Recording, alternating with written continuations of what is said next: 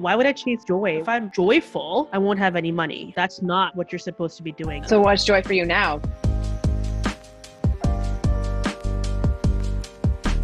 Content burnout is a very real thing. It's one thing I keep hearing from you again and again. But for me, what's helped me out the most is bringing joy in the process. This is a word that I've actually learned from Erin Baker.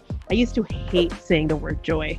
I used to say, oh, it's fun. It brings me happiness. But joy, oh no, you can never do that. So today, we're just going to talk about that. How can we bring more happiness, more fun, and more joy in the process of content? Welcome, Erin and Jen. Thanks, Mark. Hi. Thanks for having us. Of course.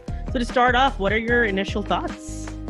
I want to ask you, because I remember this conversation you and I had several months ago, and I said, what are your thoughts on replacing your favorite quote was chase excellence and success will chase you, replacing that with chase joy and success will chase you. And I remember you had this very initial reaction, like, okay. And then you were like, wait, no. So I want to go back before we even talk about content creation and joy and be like, what was your immediate reaction to the concept of joy that had you so avoidant of it? I always thought of joy as something that would lead you to homelessness. Or if you were having too much fun, you're not doing things right. And I didn't even think of it as fun, because I like doing things that are more fun. But it was like, oh, if I'm so much in the practice of joy, that's weird. That's not what you're supposed to be doing. Like, you're not as invested. That's when you relax and don't do anything. That's when you watch Netflix, eat your favorite biryani. That's joy, but that has nothing to do with business. Business is different. Content creation is different. It can be fun, but it can't be joyful. So that was my reaction to it. Like, oh, no. I don't know. Why would I chase joy? Why would I chase a place where I'm watching Netflix all day? Yeah. So what's joy for you now? So like, if we're going to tell everybody out there, hey, chase fun, chase joy, chase happiness, what is joy for you? It's a place of inner calm and peace, and sometimes I do get it from watching Netflix, and sometimes I do get it from eating biryani. Not all the time, but sometimes I do. It makes you want to continue living life one day at a time. I'm not wanting to worry about the future, not worrying about the past. It's just you're living in a state of joy. Now, am I able to achieve that every day? No.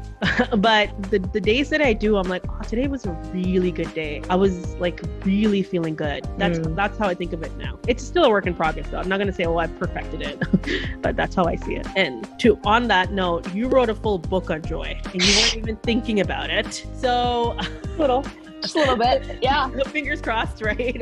Yeah.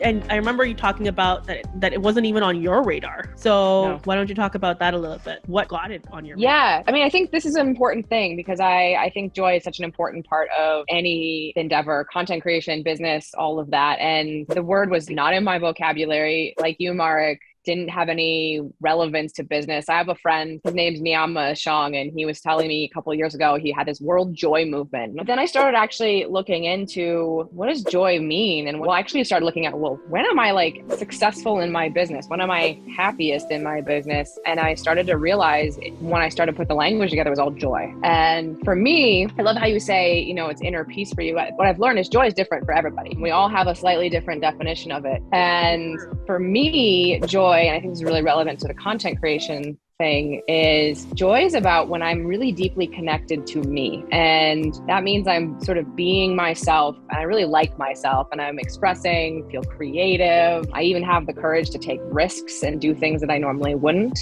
Yeah, and that's for sure. But how do you get there?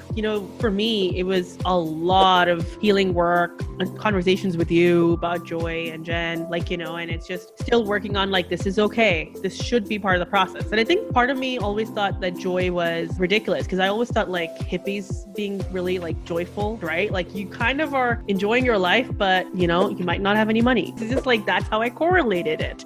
And I think that's where I was like, oh, if I'm joyful, I won't have any money, but it's hard to get to the point where you're like, no, none of that is true. Yeah, I'm kind of interested to hear what you guys have to say about that. I'll tell you briefly, for me, it's experimenting. It's one tiny shift at a time. I didn't just all of a sudden look at everything I do as a business owner and content creator and go, I'm just all in on joy now. That was just way too much for my nervous system, right? So, and there was a lot of healing I did there. It was like, where can I choose joy in one area and see what happens? And I slowly started seeing, oh, things are better in whatever better means, whatever metrics for success when I choose joy. And so I just at some point was like, all right, well, I give in. I'm going the joy route. That's the irony, isn't it? You chase joy thinking that the risk is that you're not going to have these like external results, you know? The irony is that oftentimes those results really only come when you embody that joy. So it's like the getting there, or like through that joy. Yeah. And I think you both are touching on something really important, which is something that resonates with me a lot. And it's this idea that joy, it's not like a head thing. You can't like think yourself into it. Joy, at least for me, is something that comes from